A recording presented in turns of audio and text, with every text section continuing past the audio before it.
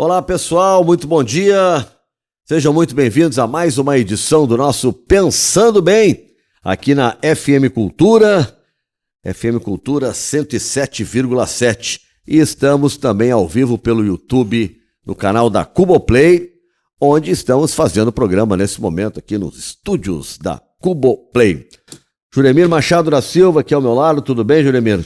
Tudo ótimo, Nando, tudo tranquilo, entusiasmado com tanto jogo bom que tem para ver.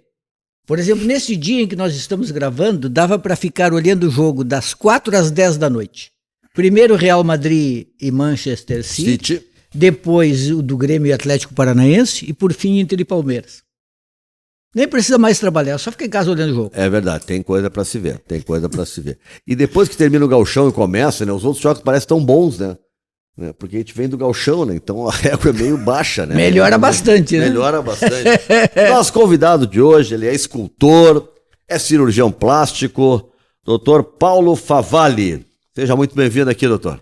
Muito obrigado, é uma honra, agradeço o convite. Estamos aí para bater um papo, conversar. Dependendo do local, fala como escultor ou fala como cirurgião?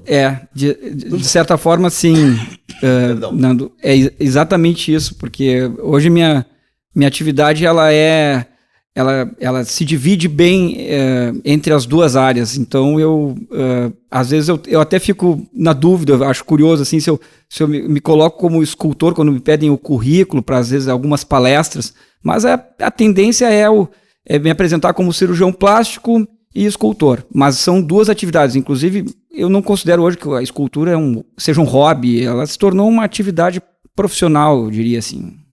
E quanto tempo já tem de investimento na escultura? Juremir, assim, olha, os meus projetos com escultura, eles começaram em 2007, 2008. Na verdade, a minha primeira escultura é de 2008, a minha primeira escultura em bronze, né? Depois eu tenho uma pausa, meu filho nasceu em 2009 e aí eu realmente dei uma pausa no processo criativo e fui retomar lá por 2015, daí com uma linguagem um pouco diferente, mas a minha história com a escultura, na verdade, ela vem de antes, porque eu sempre tive um vínculo com a arte, em termos gerais, muito forte, sabe? E desde criança, assim, eu até organizando algumas palestras, falando, digamos assim, exercitando falar sobre o mesmo, assim, eu fui me dando conta, assim, de que o próprio caminho para decidir pela cirurgia plástica foi porque eu sempre gostei de arte. E antes de ser escultor, eu sempre gostei de desenhar. E eu desenhei a minha vida toda, desde criança pequena, e usava o desenho durante a faculdade também para aprender, né? Eu sempre fui fascinado por anatomia. Pois eu ia te perguntar, é verdade então que essa tua relação com a escultura começa com o teu gosto por anatomia? Exatamente, esse é o ponto de partida. É o que eu sempre coloco, eu sou filho de um psiquiatra psicanalista, né? Meu pai é médico, aí a minha mãe era professora de literatura brasileira. Eu cresci num ambiente com uma biblioteca, né? E entre tantos livros tinha os atlas de anatomia do meu pai. E eu, como criança, espontaneamente eu pegava os atlas e ficava folheando numa mera curiosidade para ver como é que era a máquina humana por dentro. Então eu ficava ali vendo como é que é uma mão por dentro, como é que é a cabeça, como é que é o coração. E aquilo me fascinava, inclusive porque os atlas são classicamente conhecidos por belas ilustrações, né? Então eu já tinha essa paixão pela anatomia. Aqueles atlas de capa dura, né? Que a gente ficava visualizando, sentava no sofá, Jeremy, botava em cima do colo, assim, ficava virando página. É verdade. Mas é fascinante Atlas. Eu era... Só que como criança eu já fazia isso. Então a decisão por fazer medicina foi muito tranquila, não teve nenhuma assim, forçação de barra. Sempre meu pai e minha mãe me deixaram muito à vontade. Eu tenho uma irmã que também é médica e ela foi para a área da psiquiatria. E eu, quando comecei a faculdade, ainda falavam, Favalli vai fazer psiquiatria, vai seguir o caminho do pai, mas eu, quando tive a oportunidade de conhecer a cirurgia plástica, a gente passa por estágios ao longo da formação, eu vi na plástica o artesanal, né? Aquela coisa de realmente fazer muito com as mãos e de usar muito da anatomia. E agora, aí filho de médico tem 90% de chance de ser médico, não tem? Na tua família, por exemplo, os 2 irmãos? Dois, exato. Né? Eu agora tenho um filho de 15 anos que não parece querer fazer medicina. Ainda não se decidiu. Não. Ele tem um lado muito criativo, ele gosta muito de escrever, e acho que escreve bem, e ele gosta muito de cinema. Então ele tá, assim, dando áreas de que talvez vá para essa área, assim, né? Como todo adolescente gosta de games, né? E então ele gosta muito dessa área, mas não pensa em fazer medicina, assim. Né? Mas tu era bom, assim, nesse negócio, porque eu sempre fui ruim com desenho, com escrita, ou quando tinha que fazer aqueles desenhos arquitetônicos, aquele negócio, o meu papel era sempre todo sujo, todo rabiscado, era cheio de coisa assim, era feio. Eu sempre tive dificuldade, assim, coisas pequenas, manuais, assim, né? E cirurgião, escultor, tem que lidar bem com essa coisa de mão, dedo, essa agilidade. Tu pegou isso depois ou tu já tinha isso? Não, eu acho que eu sempre tive, né, a habilidade com a mão, eu sempre gostei de brincar com sucata, né, e essa foi a grande questão. Quando eu estava na faculdade de medicina, claro que pairava aquela questão assim de seguir uma carreira, tendo um pai psiquiatra e psicanalista, né, mas eu disse, não, por que eu vou deixar o trabalho manual pro lazer, pro hobby? Eu quero usar isso no meu dia a dia, eu quero exercer o trabalho. Inclusive é interessante, porque a etimologia de cirurgião vem do grego kyros, mão, e ergos, trabalho, né? Então é o que trabalha com as mãos. Então, assim, eu disse, não, quando eu descobri a cirurgia plástica, me aproximei, e lembro bem que foi num estágio de férias que eu fiz lá na Santa Casa, ainda na época em que o Dr. Roberto Correa Chen chefiava o serviço. E eu disse, não, é isso aqui que eu quero fazer. E aí eu via que tinha muito do desenhar, do planejar, né? E aí coincidia muito com o que eu já fazia. Então eu disse, não, eu vou escolher tranquilamente essa área, né? E nunca me esqueço que o doutor Roberto Chen disse, tá, tu decidiu fazer plástica? Sim, eu quero fazer plástica. Tá, então agora esquece a plástica e vai fazer cirurgia geral. Vai estudar para cirurgia geral, porque a formação do plástico passa essencialmente pela cirurgia geral, né? Os franceses chamam cirurgia estética. Agora, a cirurgia plástica é sempre estética ou tem uma parte dela que é simplesmente por, sei lá, de reparação? Alguém teve... Isso é que é fascinante da cirurgia plástica. Câncer de mama, por exemplo, que tantas mulheres têm. Justamente, essa é a área em que eu atuo hoje, né? Eu sou hoje um cirurgião plástico que atua, a minha linha de frente é a cirurgia mamária e, sobretudo, muito nos casos de câncer de mama, né, com a reconstrução mamária. Mas a cirurgia plástica é uma área muito interessante, porque ela é uma área que talvez uma das que mais se interconecte com outras especialidades médicas. Só que ela tem também eu não diria um estigma, né? Mas ela tem uma fama, sobretudo no Brasil, né? A cirurgia plástica no Brasil é respeitada mundo afora, mas muito pela sua questão estética, pela sua escola de cirurgia estética. Mas, na verdade, ela é pouco lembrada por todo um outro lado que é fundamental e fascinante, que envolve a cirurgia de tratamento de doenças congênitas, né? Então ela está sempre próxima da neurocirurgia ou da cirurgia reconstrutiva oncológica, cirurgia de cabeça e pescoço, né? Cirurgia dermatológica, câncer de pele. Isso tudo tem a participação do cirurgião plástico, queimaduras também, né? Eu trabalhei por 12 anos no pronto-socorro de Canoas como cirurgião plástico do trauma. Então, eu atendia acidentados, né? Isso é quase que trabalhar com a origem da cirurgia plástica, que é uma especialidade que foi se organizando em meio às guerras, né? Primeira Guerra Mundial, os grandes cirurgiões plásticos que escreveram os primeiros livros ali, consagraram a especialidade, são cirurgiões que trabalharam em meio às guerras. Homens, por exemplo, a gente bota nessa especialidade de cirurgia mamária, porque tem homens, né, que chega Tem um nome até para cirurgia mamária, quando ele quer diminuir, né? A ginecomastia. Ginecomastia, sim, é isso? Claro, a gente também tem Mas essa é uma tendência. outra área, tipo assim, seria um outro especialista para trabalhar com isso, ou nós estamos falando da mesma coisa? Não, na verdade, também são áreas que se interpolam, né? A mastologia, eu trabalho hoje com 3 mastologistas, eu tenho um networking muito bem construído com esses colegas, e eles atendem muito desse perfil de paciente. É claro que se sobressai o público feminino, mas existe o público masculino para cirurgia facial também, de rejuvenescimento, né? Eu digo na questão estética, né? Mas tem cada vez mais homens querendo fazer cirurgia estética. O sujeito assim, não gosto do meu nariz, quero refazer o meu nariz. Tem muito homem fazendo agora ou continua sendo predominantemente mulher? Olha, Jaimir, eu acho que eu não conseguiria identificar assim que tem mais, porque eu acho que sempre teve, eu acho que sempre vai ter um público feminino maior, tá? Mas eu acho que os homens, para questões como o nariz, por exemplo, ou mesmo a questão da ginecomastia, eles sempre procuraram o cirurgião plástico ou o mastologista, no caso da ginecomastia, para tratar dos seus problemas. Assim. Eu acho também que o homem é mais covarde, é mais medroso.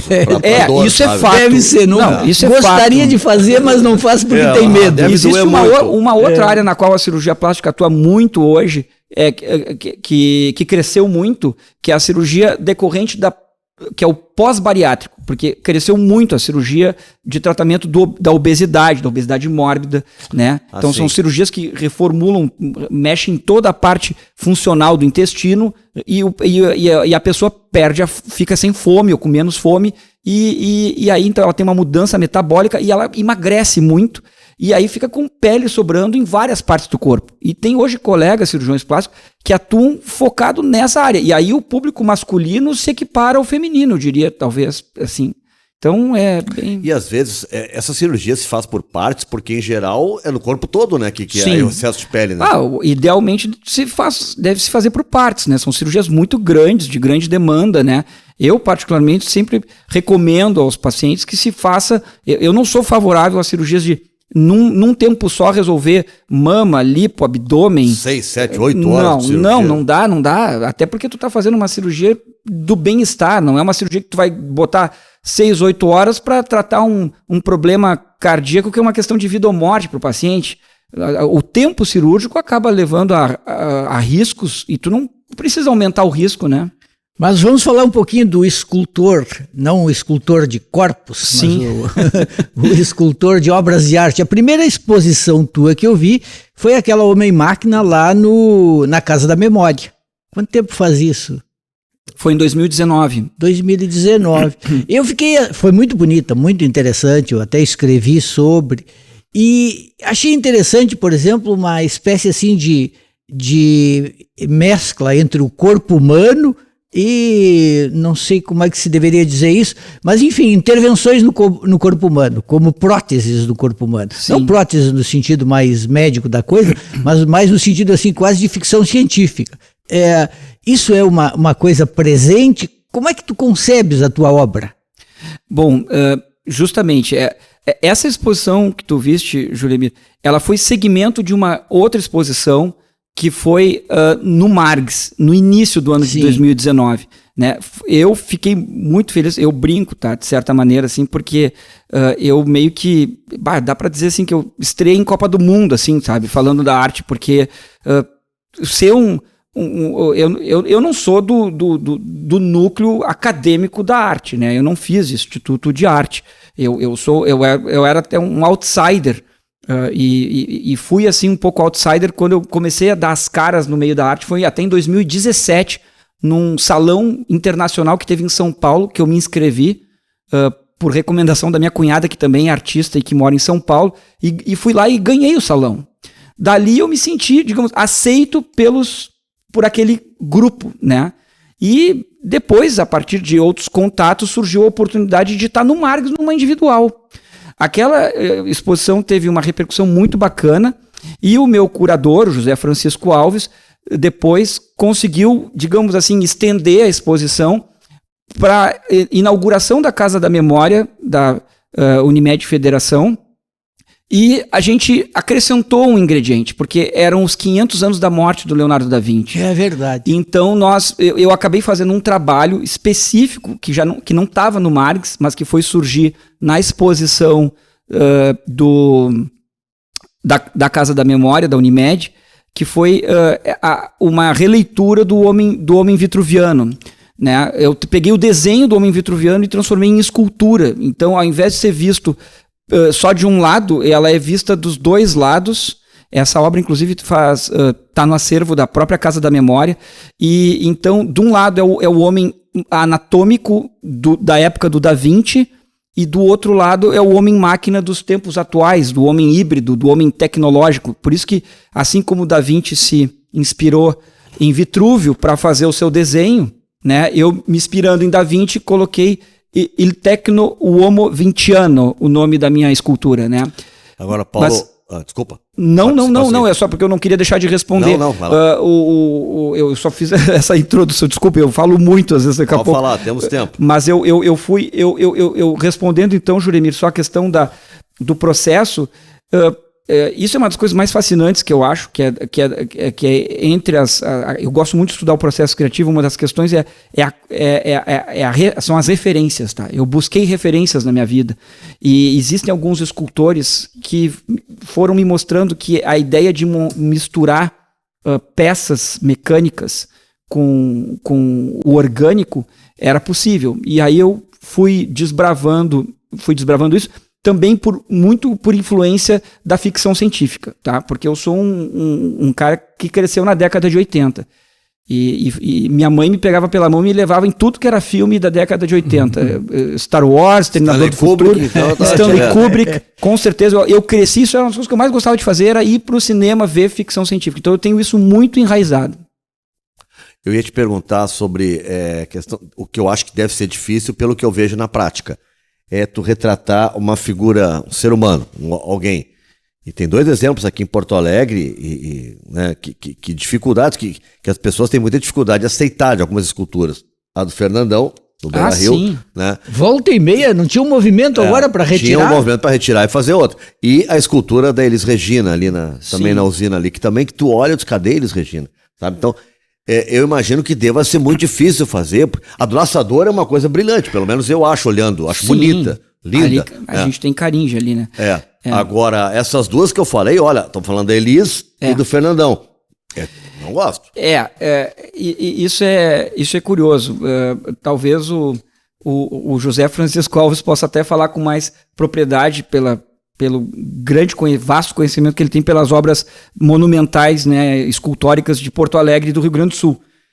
Mas o que eu fico a lamentar e vejo, assim, que a gente vai mundo afora e vê, né, e chama atenção por 2 aspectos. O primeiro é pela qualidade, né, e aí eu acho que tem muita formação acadêmica sólida em escultura figurativa, tá? E a outra é a preservação, né? E não precisa ir muito longe, basta ir ali a Buenos Aires, que a gente vê que tá tudo na rua e tudo não tá pichado, tá tudo preservado, né?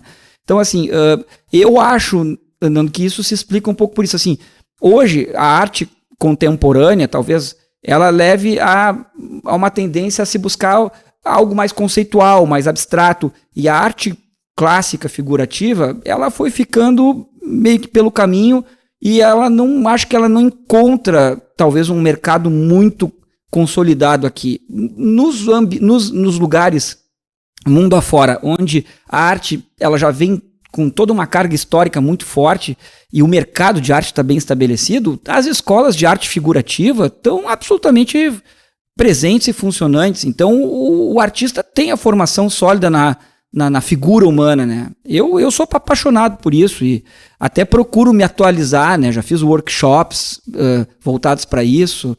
E eu sou casado com uma artista plástica que é figurativa, que não pinta abstrato, pinta a figura humana. Não é o nome Silvia Brum. A Silvia, minha esposa, ela é uma pintora que faz pintura a óleo de rostos, né? Com olhos, com boca, com a tridimensionalidade, com o efeito de luz e sombra, que é uma coisa que a gente tem, hiperrealistas, figurativos, mas com certeza, acho que muito menor o número, né, muito menos gente do que os artistas mais abstratos ou conceituais. Tu falaste que era uma espécie de outsider, assim, que tu não tinha formação, né, exato. na acadêmica nisso. Isso que eu ia te perguntar, aqui a gente tem ou no Belas Artes, em outros lugares, boas pessoas, bons locais para se fazer uma formação nessa área de artes? Eu acho que o mais famoso é o Instituto de Artes, é o curso da URGS, né? Esse é o... Que é lá no Belas Artes, ali não? Ali no centro, né? Isso. Exato. Tem o Ateliê Livre da Prefeitura também, né? Acho que até o próprio José Francisco Alves ministra aulas lá. Eu acho que existem alguns nichos de formação, existem alguns ateliês privados, né, independentes, enfim, de pintura.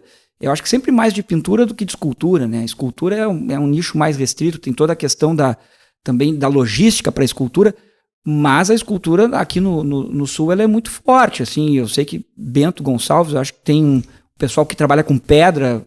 O Besbate, por exemplo, tu gostas da obra do Besbate? Eu acho fascinante o Besbate, eu acho fantástico. Eu nunca vou me esquecer que foi um tanto por acaso que eu descobri o trabalho do Besbate. Eu estava no consultório de um professor, assim, e vi o livro do Besbate e comecei a folhear e eu não me caiu a ficha na hora que eu vi que era um artista daqui, né? Mas um dos que mais me inspirou e que é um médico e escultor é o Dr. Paulo Aguinski, né, que é urologista e que tem as esculturas que figuram nos pórticos do Hospital Moinhos de Vento, são esculturas enormes ali, médico e escultor, né, escultor em pedra. Isso também eu acho que é outra coisa. Nós temos muitos escultores em pedra, né, mais do que talvez os que modelam aqui em Porto Alegre. As tuas obras que estão ali no Teatro da Higgs, elas são fixas ali ou elas estavam... Sim, são. Aquilo ali é um memorial. Memorial da gratidão.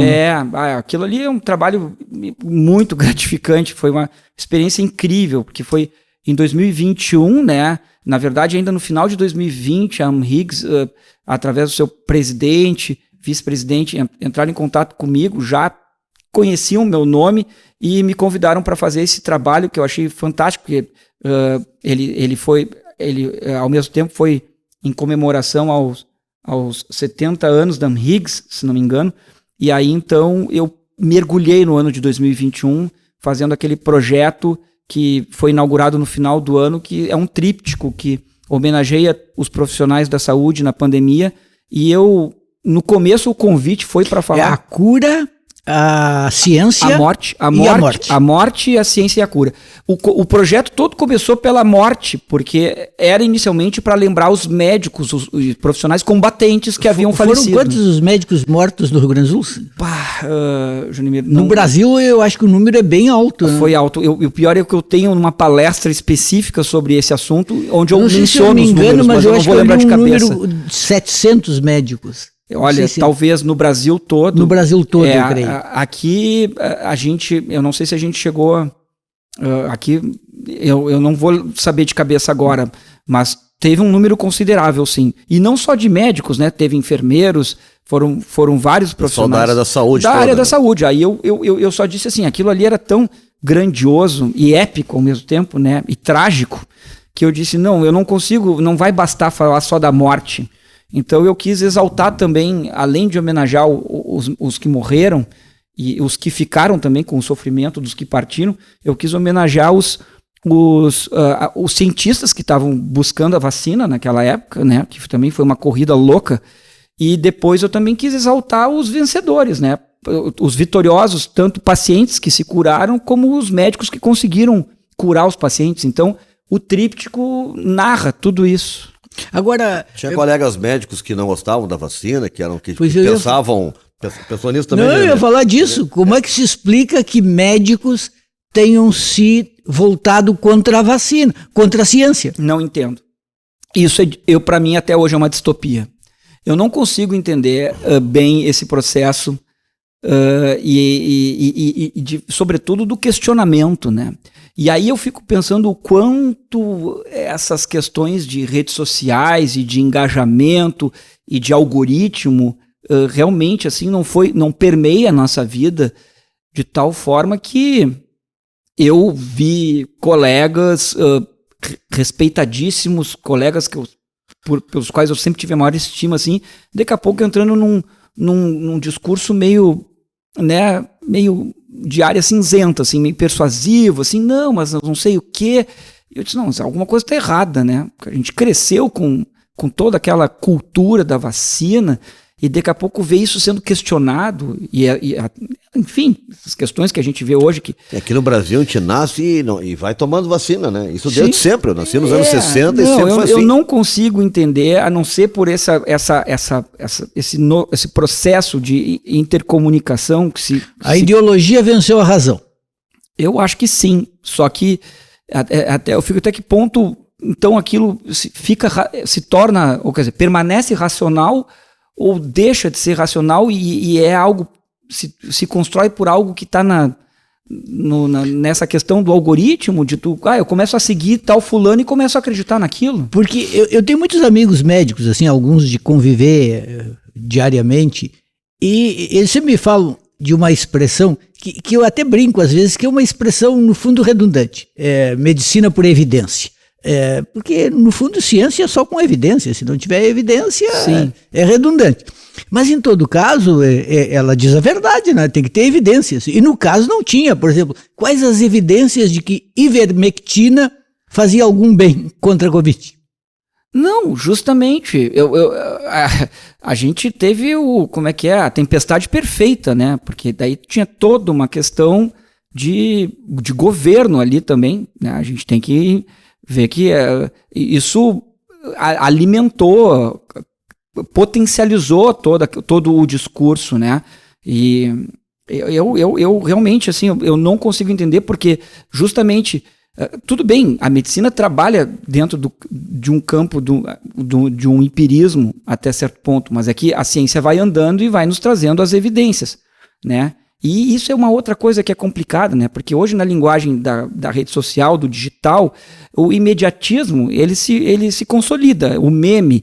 Então, assim, tu vai querer explicar para alguém que tu precisa fazer uma pesquisa em fase 1, fase 2, fase 3. Duplo cego. E não, as pessoas não param para entender isso. Então, assim, há questões que demandam tempo. E o nosso modo de comunicação hoje parece que não permite mais esse tempo. É tudo para ontem. É tudo para ontem. Então, e aí tu vai na fake news, vai no imediatismo, vai naquela coisa, tanto que se consagra esses termos, o tio do Zap. Por quê? Porque tu tá lá num grupo, daí te compartilha, aquilo viraliza.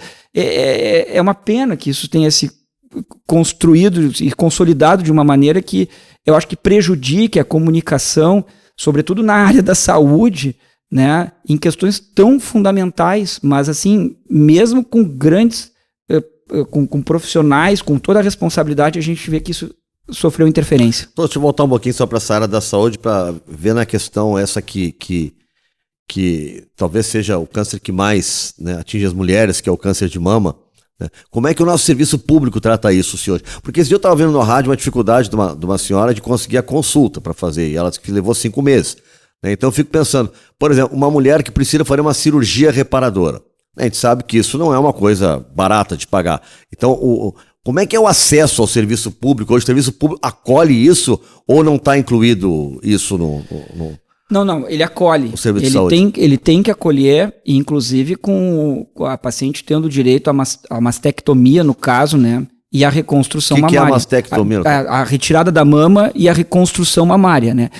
A gente tem que entender aqui que quando a gente fala de câncer de mama, pode vir à mente imediatamente a ideia de se perder a mama. Tirar a mama. Hoje a medicina, e sobretudo na área da mastologia, ela evoluiu de tal forma que as cirurgias são cada vez mais conservadoras, tá? E os tratamentos, eles, ainda que combinados entre quimioterápicos, radioterapia, sempre que possível se procura preservar a mama. Então, às vezes tu pode, dependendo do momento em que tu diagnostica, tirar só um fragmento. Tu não vai necessariamente, a paciente não tem que entender imediatamente que ela vai perder a mama inteira, mas existem as situações que exigem isso.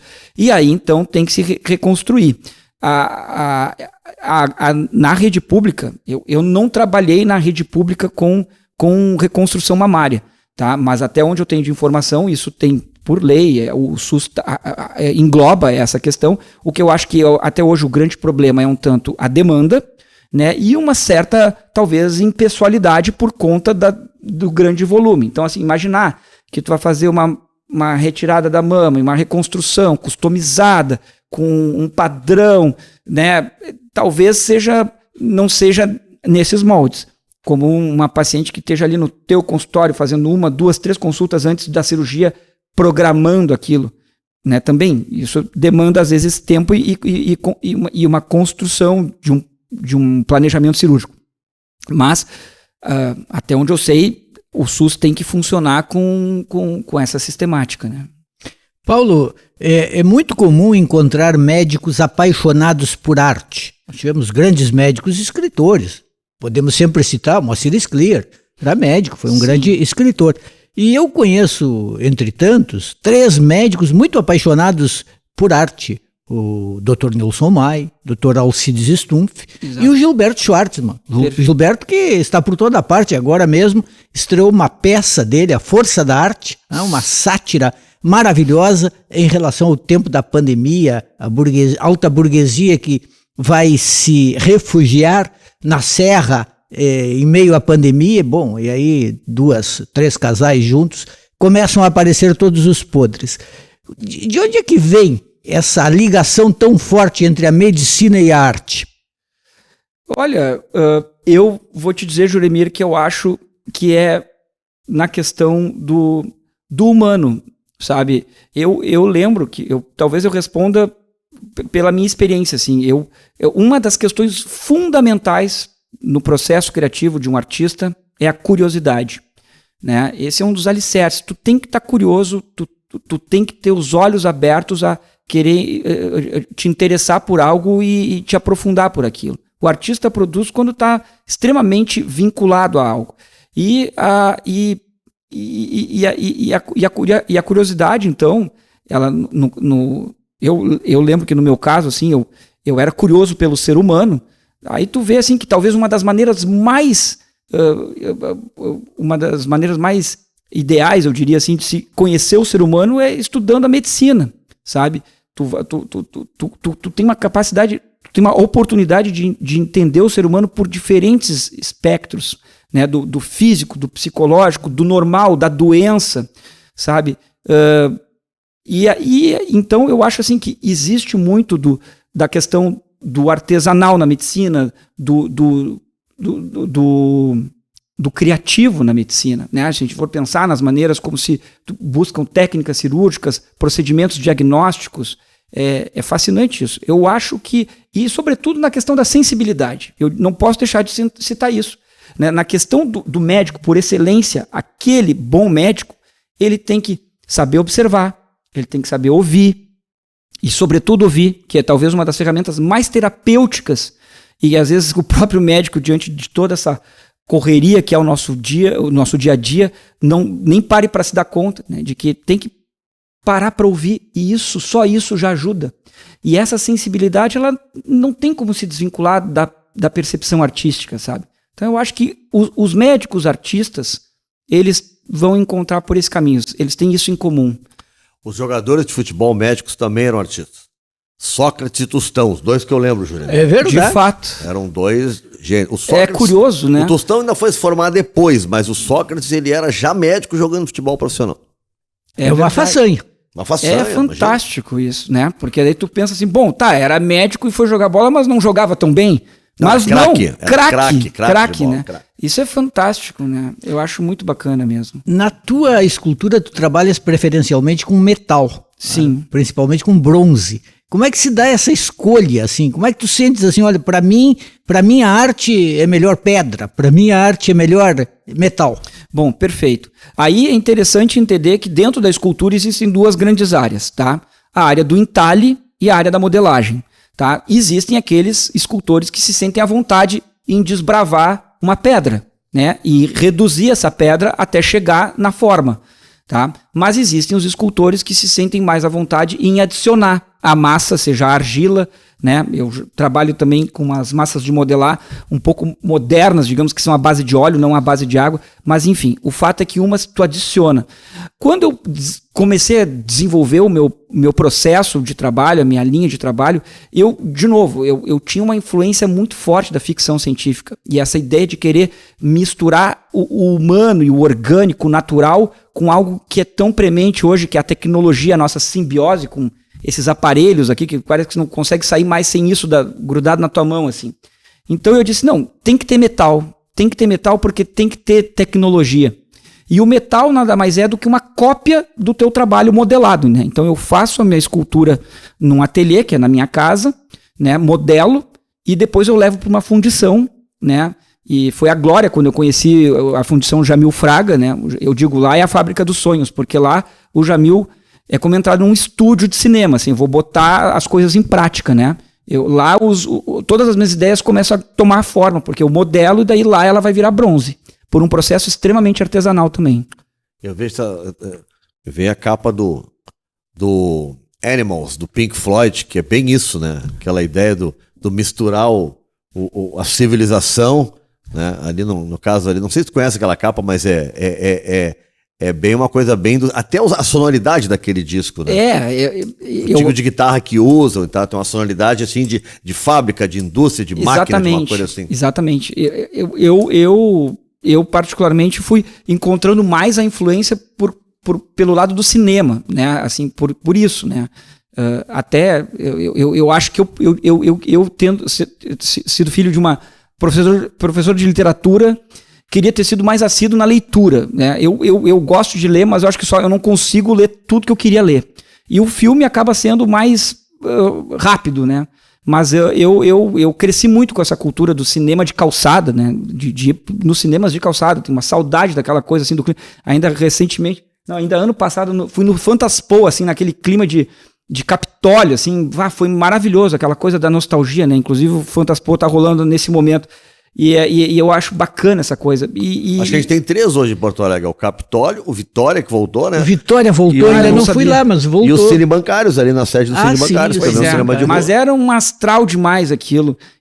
Mas é essa linguagem de misturar o orgânico, a forma humana e o híbrido com a tecnologia, que é uma coisa que a gente está vivendo hoje em dia. Então, o material parte sempre da pedra, do trabalho de escultura, ou tem a escultura que é só argila, ou escultura de barro, sei lá? Não, exatamente. Existem os que vão fazer em pedra. Aí ali é o início do fim. É no caso do Besbate. É o Besbate, né? Só pedra. Só pedra. Exatamente. Inclusive eu tenho um colega que é mastologista, que trabalha comigo, que é o Frederico Cray, que é escultor em pedra. Ele esculpe há muito mais tempo que eu, esculpia lá desde os 18 anos, esculpe em pedra, tá? Então, mas eu não me sinto à vontade com a pedra, nem sequer tentei. E a modelagem é feita numa massa de modelar? Ou... Exatamente. Na verdade, modelagem em massa existe aquela ideia, se for trabalhar numa cerâmica, na argila, visando a cerâmica, tu vai modelar e depois aquilo tem que ser queimado num forno. Também tu tá tendo o resultado já final ali, né? Inclusive os meus trabalhos mais recentes agora tem um lado que está envolvendo a cerâmica e eu tô felizmente podendo contar com a ajuda de ceramistas maravilhosas que estão me ajudando, porque é um outro mundo, tá? Mas o que eu faço é modelar... Beijo pra minha mãe, Dona Paula, que é ceramista. Olha só. O ateliê dela na Garibaldi, ali no Bonfim, perto da tua casa, Juliana. É um mundo fantástico, né? E eu sempre procurei me aconselhar com alguns artistas ceramistas que são maravilhosos e que me ajudaram muito na minha trajetória. Mas para encontrar um caminho mais prático, eu fiz modelagem numa massa de modelar à base de óleo, que é a plastilina, que não seca e ela não suja tanto. Então, em meio à minha atividade como médico, eu podia esculpir um pouco, daqui a pouco parava uma semana sem encostar na escultura, voltava a esculpir, e depois de pronto, aquilo vai para a fundição, e na fundição ela é copiada.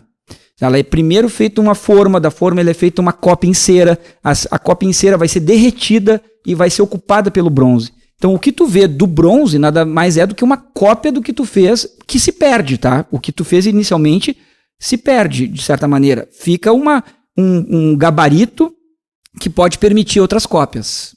Quando é na pedra mesmo, é que nem a gente vê nos filmes, ainda é com o cara batendo com aquele coisinha, martelo e um coisinha, ou tem algo mais moderno agora? Não, hoje em dia tem os equipamentos elétricos, né, que ajudam, né, que tem grande precisão e que te tiram... Mas é na mão mesmo aqui. Não, é na mão, mas tem máquinas que podem fazer os cortes maiores, né.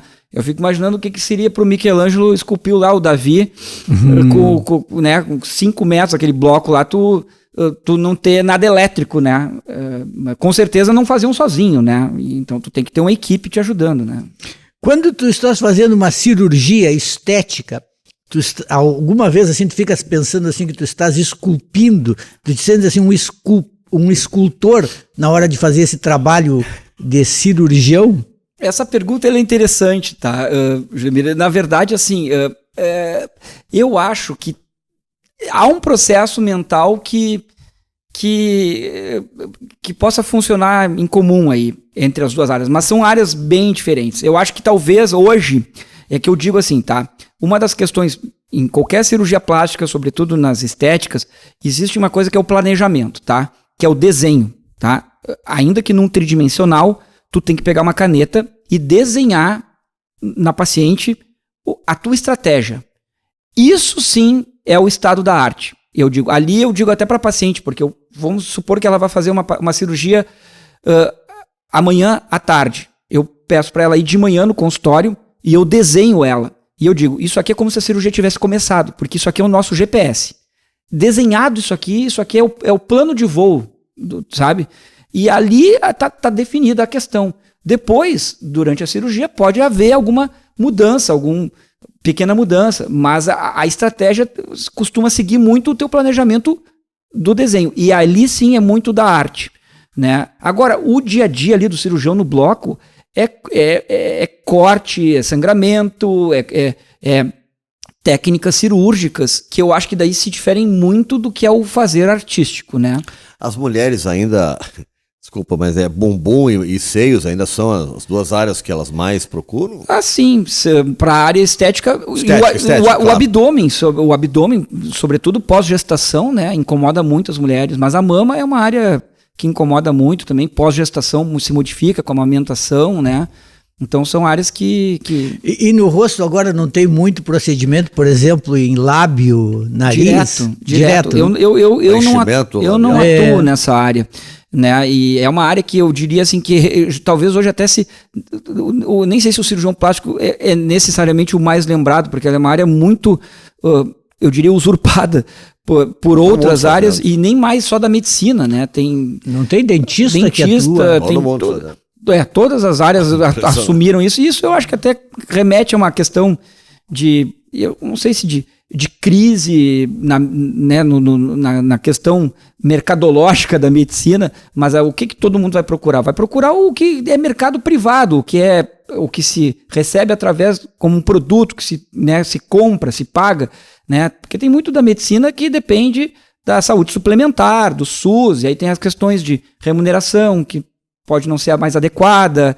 Enfim, tem esses desafios, né? A harmonização facial veio para ser uma alternativa à cirurgia, ou ela não chega a ser... Não, acho que sim, mas é que ela não pode virar a conhecida, como é que é a chamada demonização facial, né? Seria o avesso. Uma coisa é tu fazer... E não é um procedimento definitivo, né? Não, muitas vezes não é. Isso até pode ser bom, né? Porque o fato de não ser algo permanente permite que possa ser reabsorvido e possa ser manejado de acordo com o tempo, e senão fica aquilo lá para sempre e pode até se deslocar com o passar do tempo. Então, assim, esses produtos, eu acho que assim, não dá para dizer que que não funciona, não, tem a sua aplicação, só não dá para virar uma panaceia e dizer que é a solução milagrosa. Vai ter a sua aplicação determinada. Tem que ser bem feito, né? Eu por exemplo, olhando a câmera da verdade, eu não gosto desses riscos aqui na testa, né? Aí um dia eu botei Botox. Só que esse meu negócio, minha sobrancelha, veio parar aqui quase na cabeça, entendeu? Eu fiquei com uma sobrancelha alta, mas não sou eu essa criatura. Aí tirou? Então fiquei rezando não tira sozinho, fiquei rezando pra ir embora. Esperei alguns meses, daí voltei a ficar normal. Daí me assustei um pouco, entendeu? Que época foi isso? Não faz muito tempo, não. Não te vi com Botox. Não é... Também a primeira coisa que eu disse, não vai me fazer uma chave de cadeia que todo mundo... botou Botox! Então, não queria isso também, né? Tentei dar uma disfarçada, mas a sobrancelha não tinha como disfarçar. Eu disse, foi um deslocamento Tá aí. Tu tá te revelando, Nando. Tu revelaste que tu és colorado, que foi fantástico. Não, eu sou medroso. Agora tu estás revelando que tu colocaste Botox. Botei Botox. Qual a próxima revelação? Eu gostaria muito, doutor, de fazer essa cirurgia aqui, ó. Não faço porque eu tenho covardia, ó. Essa aqui tem muita pele em cima dos olhos. E as olheiras. E as olheiras. Isso aqui eu tenho olheira desde que eu nasci com olheira. É uma coisa impressionante. Então eu queria tirar as olheiras e esse negócio, como é que chama? Blefaroplastia? Blefaroplastia. Vamos marcar uma consulta. Vamos marcar uma com o consulta Paulo. com o doutor. Ô, Paulo, mas tem um momento assim, em que tem que dizer para o paciente, a paciente, olha, isso aí que tu estás querendo não dá para fazer. Tem muita demanda mirabolante, assim, do tipo, a pessoa chega lá com uma foto do Brad Pitt, eu exatamente, quero ficar igual. quero ficar assim. Não, sem dúvida. Tem que saber justamente dizer não. Né? Eu, particularmente, tenho uma maneira de trabalhar. Eu não sigo muito, eu acho que o estereótipo do cirurgião plástico, né, que faz só cirurgia estética, né? Eu acho que eu encontrei minha maneira de trabalhar e tenho minhas rotinas, meus contatos, né? Hoje a divulgação da cirurgia plástica faz muito pelo Instagram. Eu me sinto mais à vontade de divulgar meu trabalho como artista pelo Instagram, e talvez alguns vão dizer que é um erro isso.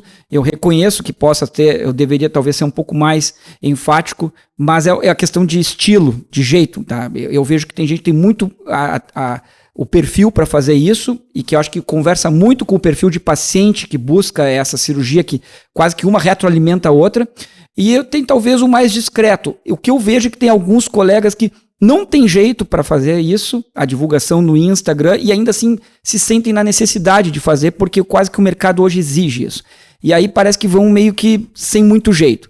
Mas enfim, são maneiras de se adaptar. Eu acho que o sábio é não dourar a pílula. Eu digo, tu não estás indo para cortar o cabelo, tu estás indo para uma cirurgia. Eu tenho um lema que eu digo no consultório para minhas pacientes. Antes da palavra plástica, vem a palavra cirurgia. Então, a gente tem que entender que se busca um resultado, se busca um benefício, o bem-estar, a autoestima, mas tem um processo pelo qual vai se passar, que é cirúrgico. Então, não pode se apagar a questão da analgesia, do curativo e de eventuais intercorrências, né? Que, como a gente diz, só não acontece com quem não faz. Porque... Mas é bem menos, se você pode usar essa palavra, agressivo, assim, né? Do que alguns anos atrás, né? As intervenções hoje. Por causa dos métodos, sei lá, eu acho que... eu acho que a cirurgia plástica evolui de maneira a procurar ser, digamos, mais... a agressividade eu acho que é no sentido assim, talvez esteja na indicação. Tu pode indicar uma cirurgia maior, mais invasiva, mas se ela vai ser necessária, ela talvez possa só levar um bom resultado, né? Eu acho que sim, procura se aprimorar com aquela questão de se chegar a bons resultados, ou eu vejo que o público talvez seja mais exigente. Então hoje, mais do que simplesmente retirar um excesso de pele na barriga, a paciente quer já sair como se ela tivesse saído da academia com o abdômen torneado, né? E aí hoje a cirurgia plástica busca conciliar as técnicas a esse desejo. E aí então desenvolve técnicas que oferecem a abdominoplastia de alta definição. E tu operas todos os dias? Não todos os dias, né? Eu opero semanalmente, e tem os dias que eu me volto mais para o consultório, né?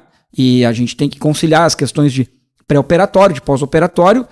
É um pouco também em onda, às vezes pode ser uma semana um pouco mais tranquila, depois tem outras que são mais concentradas, que tem quase que cirurgias diariamente. É assim a minha rotina. Eu hoje consigo dedicar a minha escultura mais nos finais de semana, e eventualmente eu posso ter um dia... em casa, Paulo? Tu trabalho de escultor? A escultura sim. Custa caro ser escultor? Porque tem algumas atividades artísticas, sim, que a pessoa ama, gosta de fazer, mas tem um custo. Exatamente, né? São aqueles hobbies pelos quais a pessoa se apaixona. E ainda semana passada eu estava no Simers conversando sobre... Era uma palestra, médicos e seus hobbies. Eu fui convidado para falar sobre escultura. Tinha um colega que falou sobre seu hobby como ultramaratonista, e um outro colega que falou sobre ser baterista, né? Então, assim, o ultramaratonista tem nutricionista, o professor ali, o treinador, né? Tem todo um time ajudando ele a ser tênis que custam o preço de um carro. Pois é, imagina. Ele tem o baterista, contou que tem 3 baterias, porque ele gosta de ver uma bateria para cada tipo de som. Pelo menos ninguém já era hobby de ser piloto de avião, né? Pelo menos isso, né? Mas daí ia ser complicado. Mas eu também, eu vejo assim, que muito do que eu consigo hoje assim, concretizar como escultor, sobretudo fazendo em bronze, é porque eu tenho essa atividade que me permite isso, né? Como médico, assim, porque é uma atividade que custa, tem um custo, sem dúvida, de base, assim, né, para fazer as esculturas, né? E como é que é o trabalho para atualização? Porque eu imagino tanto na cirurgia plástica, né, na escultura, mas eu acho que até mais na cirurgia plástica, tá sempre evoluindo, né? E médico tá sempre, é um congresso aqui, é um troço ali, exatamente para trocar experiência. Como é que vocês fazem isso, Paulo? Eu procuro conciliar, porque o que acontece é que, assim, eu amo a minha atividade como médico, tá? Como cirurgião plástico. E me sinto muito feliz com o que eu estou fazendo, mas eu não posso abrir mão hoje da minha atividade como escultor, porque isso me gratifica demais e é quase que incontrolável, eu diria assim, é indomável. Então o que acontece? Eu tenho que hoje ir conciliando do jeito que dá, o meu tempo é uma das questões mais desafiadoras, para chegar no ponto em que, ano passado, surgiu um workshop no Rio de Janeiro com 2 grandes escultores europeus que eu já acompanhava em redes sociais, e eu disse, eu não posso perder essa oportunidade. Eu fiz um workshop imersivo de 1 semana no Rio de Janeiro com eles, que foi espetacular, né? Mas no final do ano eu estava lá em Bento Gonçalves assistindo a um simpósio promovido pela Sociedade de Cirurgia Plástica, onde eu estava me atualizando em questões que envolvem o enxerto de gordura, que é toda uma técnica que se usa na reconstrução mamária. Então, eu vou procurando, né, jogar nos 2 lados aí, né? Agora, quem é que foi maior? Olha só a pergunta assim, pergunta para criar uma saia justa. Quem foi maior, Chico Stockinger ou Ivo Pitangui?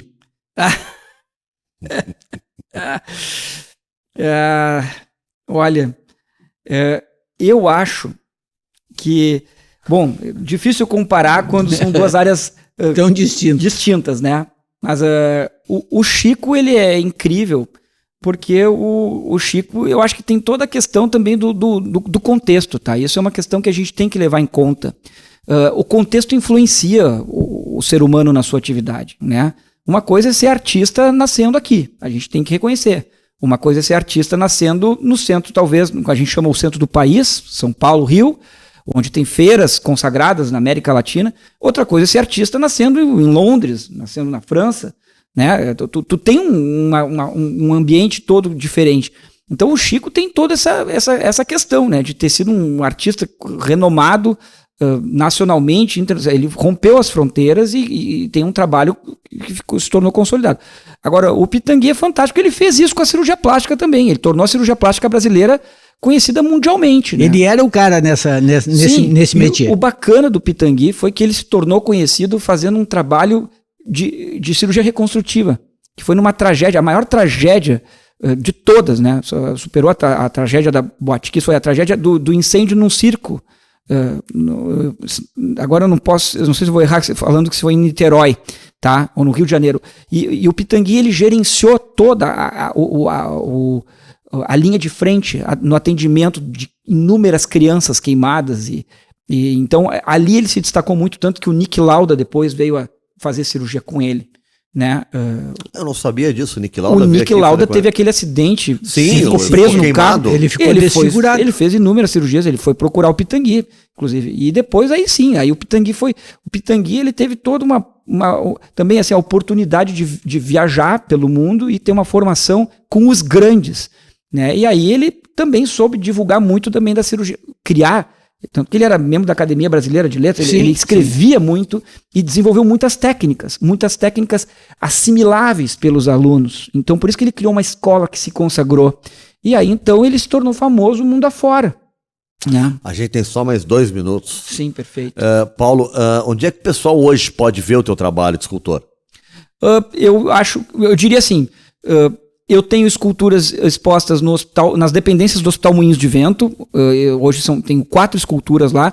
Aliás, o Hospital Moinhos de Vento foi uma das primeiras portas que se abriram assim para mim, a instituição. Eu sou muito grato porque foi ali que eu comecei assim a ganhar um destaque mais público. Né? Isso foi antes do Margs, inclusive, mas tem com certeza na Anne Higgs, no saguão do Teatro da Anne Higgs, Está o memorial da gratidão lá, com a escultura que leva o nome de A Esperança de Pandora, né? Que é esse tríptico que está permanentemente lá, ficou um legado, né? E acho que basicamente eu tenho expectativa de fazer. Algum projeto, eu ia te perguntar, algum Sim. projeto de uma exposição?